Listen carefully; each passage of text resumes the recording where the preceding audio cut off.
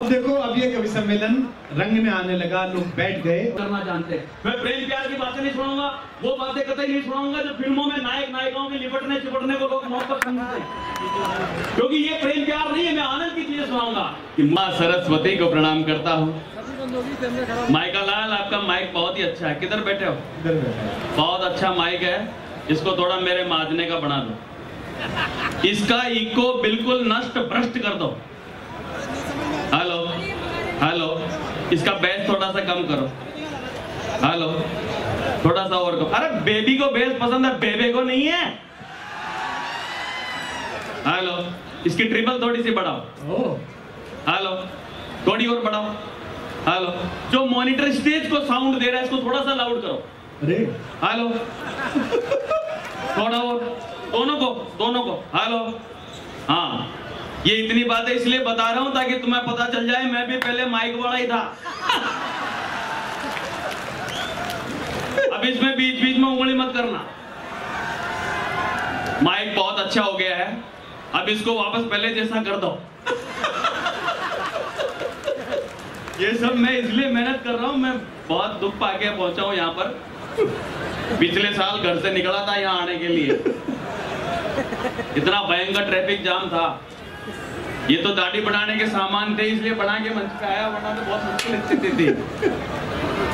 मैं पूरे मंच को प्रणाम करता हूं। मंच पर हमारे हिंदी कवि सम्मेलन के यशस्वी कवि आदरणीय डॉक्टर कुमार विश्वास जी यहाँ पर मौजूद हैं, और सामने दर्शक दीर्घा में भी कोटा, मतलब कोटा, ऐसा अद्भुत कोटा, ऐसे श्रोता पूरे वर्ल्ड में कहीं नहीं होते। कश्मीर से लेकर कन्याकुमारी तक, अटक से लेकर कटक तक, इतने बढ़िया श्रोता मैंने आज तक कहीं नहीं देखे जैसे कोटा में देखे।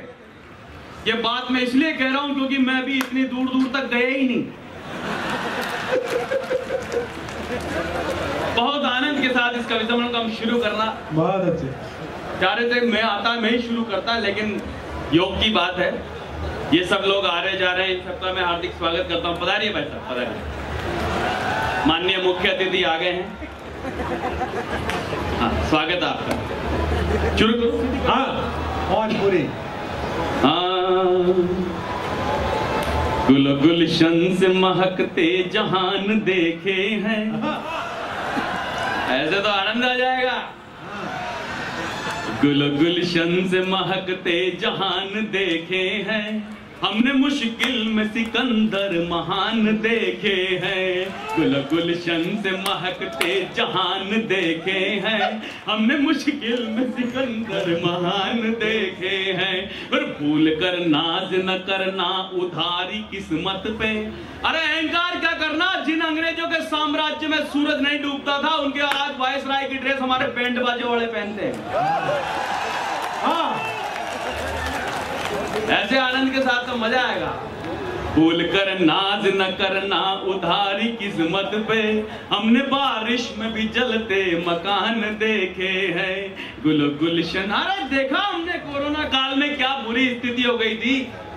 सबके धंधे चल रहे थे पर हम कवियों के ही बंद पड़े थे।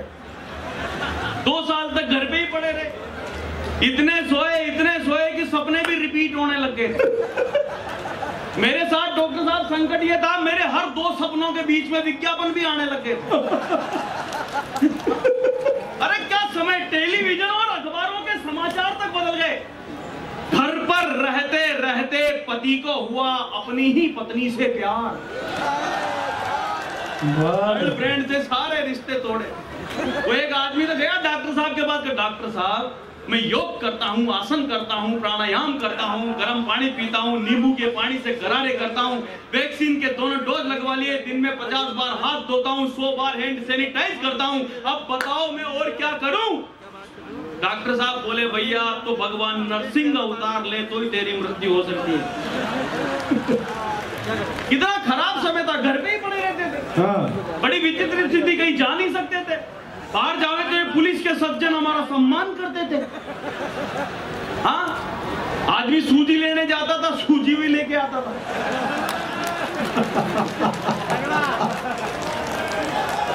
हाँ? ये हमारे आशीष अनल तो परेशान हो गए, कहीं जा नहीं सकते थे।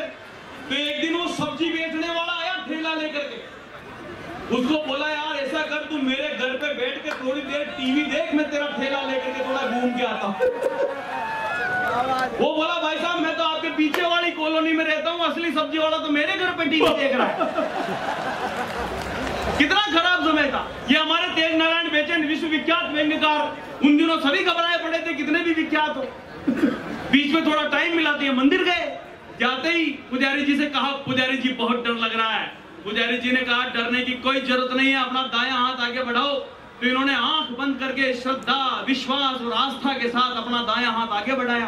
पुजारी जी ने कुछ द्रव दिया, ये पी गए। पीते ही बोले ये तो कड़वा है। बोले पी काहे गया बावड़ा, ये तो हैंड सैनिटाइजर है। क्या समय था साहब, ऐसा परिवर्तन हमने कभी नहीं देखा। पहले जो लोग घर पे ही पड़े रहते थे उनको लोग निगम्मा कहते थे। कोरोना काल में ऐसे लोग समझदार कहलाने लगे। हाँ, क्या परिवर्तन था। पहले चलते हुए आदमी के सामने अगर कोई छींक दे तो आदमी रुक जाता था, शगुन अब शगुन के हिसाब से, क्या पता काम नहीं बने। और कोरोना काल में पास खड़ा हुआ कोई आदमी अगर छींक दे तो आदमी चलना शुरू कर देता था। बोले इधर अपना काम नहीं बन जाए। गुजरी है जिंदगी ऐसे मुकाम से, अपने भी पराए लगने लगे सर्दी जुकाम से। थोड़ा वॉल्यूम इसका साइड का तेज करो, दोनों मॉनिटर का। तुम उंगली मत करना बिल्कुल। कभी तो मतलब बड़ी मुश्किल से तो मैं 17 साल बाद तो इस मंच पे आके खड़ा हूँ, बड़ी विचित्र स्थितियों से बड़ा हूँ। मैं आपको बताना चाहता हूँ क्या समय था कोरोना काल का। एक फूफा जी नाराज होकर के बैठे थे मेरी गार्डन के बाहर। बोला यहाँ कैसे? बोला अंदर जाने वाले लोगों की संख्या गिन रहा हूँ, जैसे ही 50 से ज्यादा हो जाएंगे पुलिस वालों को फोन कर दूंगा, न खाऊंगा।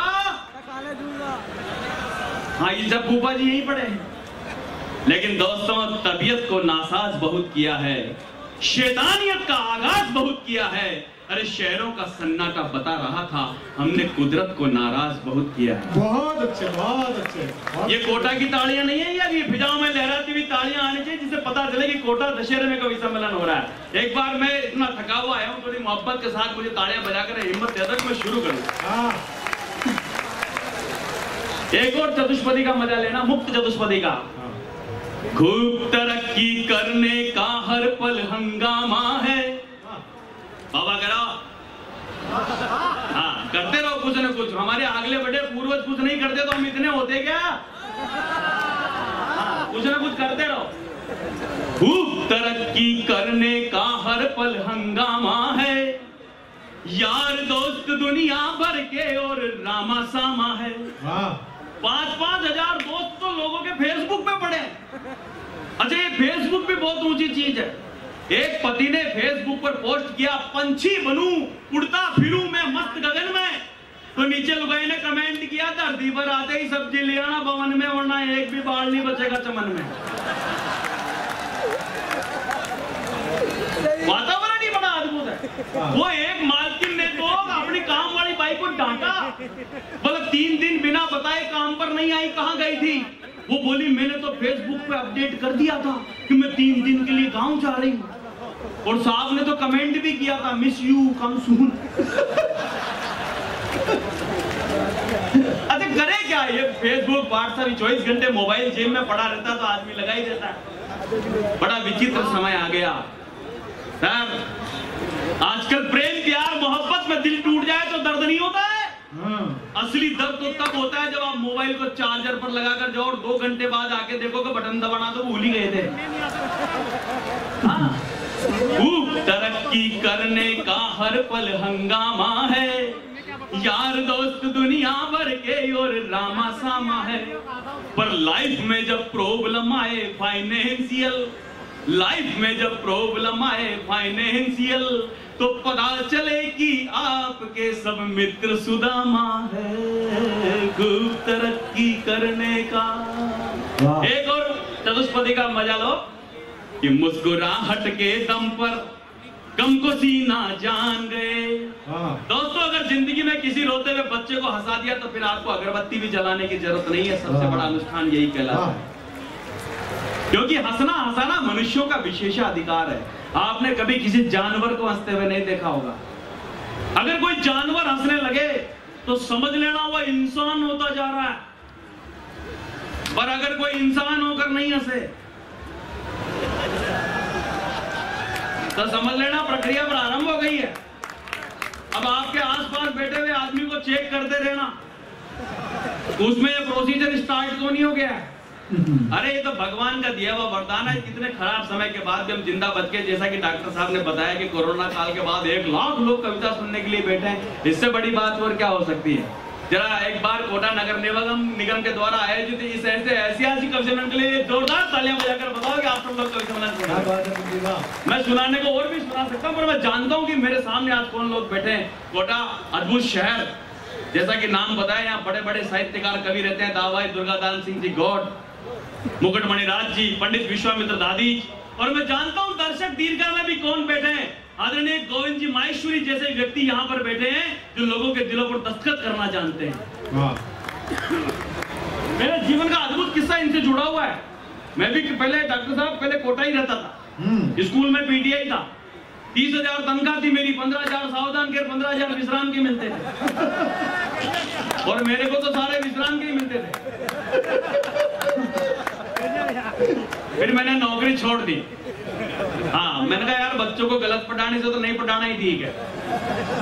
उन दिनों जब मैं यहाँ रहता था तब मैं गोविंद जी माहेश्वरी से मिला था। 15 साल पहले की बात बता रहा हूँ। तब मैंने भी एक टीवी पर एक सीरियल बनाया था, एलन जरा हट के। मैंने जाकर के गोविंद जी भाई साहब से कहा कि मैं ऐसा बनाना चाहता हूँ। इन्होंने उसी समय में 15 साल पहले 5 लाख रुपए निकाल के दिए कि जा बेटा जा बुद्धि प्रकाश सीरियल बना।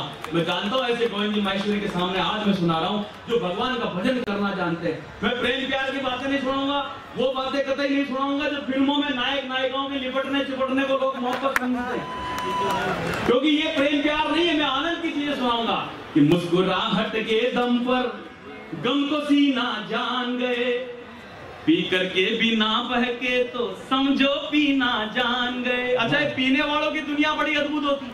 5वीं फेल शराबी भी 1 क्वार्टर के 3 पेग ऐसे बनाता जैसे बहुत बड़ा साइंटिस्ट हो।